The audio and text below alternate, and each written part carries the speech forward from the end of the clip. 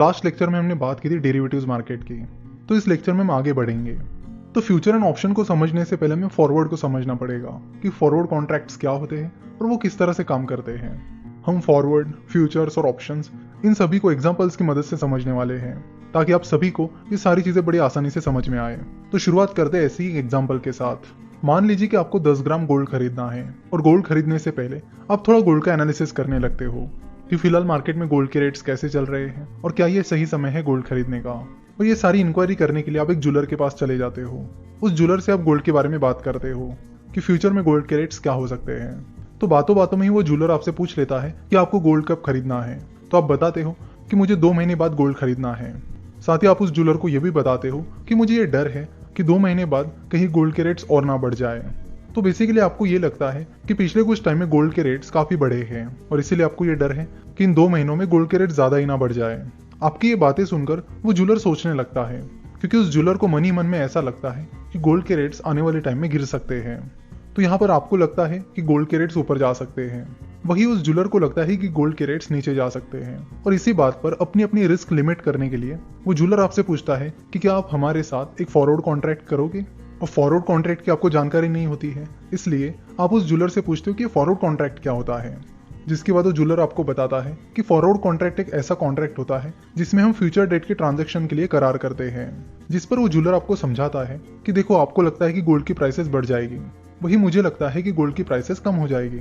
तो क्यों ना हम एक फॉरवर्ड कॉन्ट्रैक्ट करें जिसकी प्राइस हम फिलहाल जितनी प्राइस है उतनी ही रखते हैं, यानी 40,000 रुपए रखते हैं। तो 2 महीने बाद आप मुझे 40,000 रुपए पे करिए और मैं आपको 10 ग्राम गोल्ड दे दूंगा, फिर चाहे रेट्स कुछ भी हो, चाहे ज्यादा हो या कम हो। तो ये फॉरवर्ड कॉन्ट्रैक्ट सुनकर आपको भी अच्छा लगता है कि हाँ, मुझे तो यही डर था कि ये रेट 40,000 के ऊपर ना चले जाए। अब इस फॉरवर्ड कॉन्ट्रैक्ट की प्राइस ही 40,000 रुपए है, तो ये मेरे लिए काफी अच्छी बात है कि मुझे 2 महीने बाद भी 10 ग्राम गोल्ड 40,000 रुपए में मिल जाएगा। वही वो ज्वेलर ये सोचता है कि ये डील मेरे लिए भी काफी अच्छी है, क्योंकि मुझे लग रहा है कि गोल्ड के रेट्स आने वाले 2 महीने में गिरने वाले हैं। तो गोल्ड रेट्स 2 महीने बाद 38,000 रुपए ही क्यों ना हो जाए, मैं तो ये गोल्ड 40,000 रुपए में ही बेचूंगा। तो इस गोल्ड कॉन्ट्रैक्ट को करके आप दोनों भी खुश हो जाते हो, यानी वो ज्वेलर भी खुश हो जाता है और आप भी खुश हो जाते हो। तो इस फॉरवर्ड कॉन्ट्रैक्ट में आप उस ज्वेलर के साथ ये कॉन्ट्रैक्ट करते हो कि 2 महीने बाद आप उस ज्वेलर को 40,000 रुपए दे दोगे और उसके बदले में वो ज्वेलर आपको 10 ग्राम गोल्ड दे देगा। फिर 2 महीने बाद चाहे उस गोल्ड की प्राइस कुछ भी क्यों ना हो, आपको 40,000 रुपए ही पे करने हैं और उसके बदले में उस ज्वेलर को आपको 10 ग्राम गोल्ड ही देना है। That's it. फिर धीरे धीरे 2 महीने निकल जाते हैं और वो दिन आ जाता है जिस दिन का आपको कॉन्ट्रैक्ट रहता है। जैसे ही दिन की शुरुआत हो जाती है, आप उस ज्वेलर के पास चले जाते हो और उन्हें कहते हो कि आज की डेट का हमारा कॉन्ट्रैक्ट था कि आज मैं आपको 40,000 रुपए दूंगा और आप मुझे 10 ग्राम गोल्ड दे दोगे। आप देखते हो कि आज गोल्ड का रेट 41,000 रुपीज चल रहा है। आप मन ही मन में काफी खुश हो जाते हो कि मुझे तो 1,000 रुपए का फायदा हो गया। इस फॉरवर्ड कॉन्ट्रैक्ट की वजह से आज मुझे अच्छा खासा फायदा मिल गया, नहीं तो मुझे 10 ग्राम गोल्ड के लिए 41,000 रुपीज पे करने पड़ते। लेकिन इस फॉरवर्ड कॉन्ट्रैक्ट की वजह से मुझे 10 ग्राम गोल्ड के लिए सिर्फ 40,000 रुपए ही पे करने हैं। यहाँ आप तो खुश हो, लेकिन जो ज्वेलर है वो खुश नहीं है।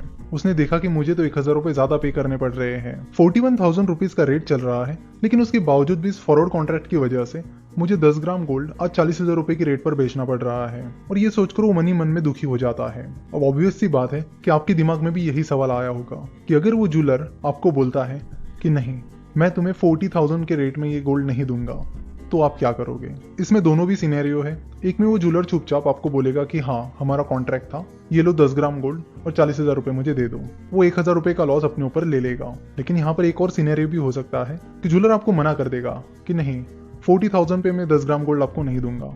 हमारा कॉन्ट्रैक्ट था तो वो कॉन्ट्रैक्ट था, लेकिन मैं उसे नहीं मानता। यानी वो ज्वेलर ऐसे टाइम पर पलट भी सकता है क्योंकि उसे लॉस हो रहा है। तो अगर ऐसी केस में वो ज्वेलर आपको कॉन्ट्रैक्ट पूरा करने से मना कर देता है और आपको 40,000 रुपए पर 10 ग्राम गोल्ड देने से मना कर देता है, तो आपके सामने तो कुछ बेसिक ऑप्शंस यही है कि पहले तो उस ज्वेलर को समझाओ कि देखो, हमने ये कॉन्ट्रैक्ट किया था और इस कॉन्ट्रैक्ट के तहत तुम्हें मुझे 40,000 रुपए में 10 ग्राम गोल्ड देना होगा। कॉन्ट्रैक्ट के टाइम तुमने हाँ बोला था, मैंने हाँ बोला था और इसी के चलते हमने ये कॉन्ट्रैक्ट किया था। लेकिन इतना सब कुछ समझाने के बावजूद भी अगर वो ज्वेलर नहीं मानता है, तो फिर आप बोलोगे कि चलो मैं पुलिस कंप्लेंट फाइल करता हूँ। तो अगर पुलिस कंप्लेंट आप फाइल करते हो तो उसके लिए आपको दिखाना होगा कि आपने जो कॉन्ट्रैक्ट किया है वो लीगल कॉन्ट्रैक्ट था या नहीं।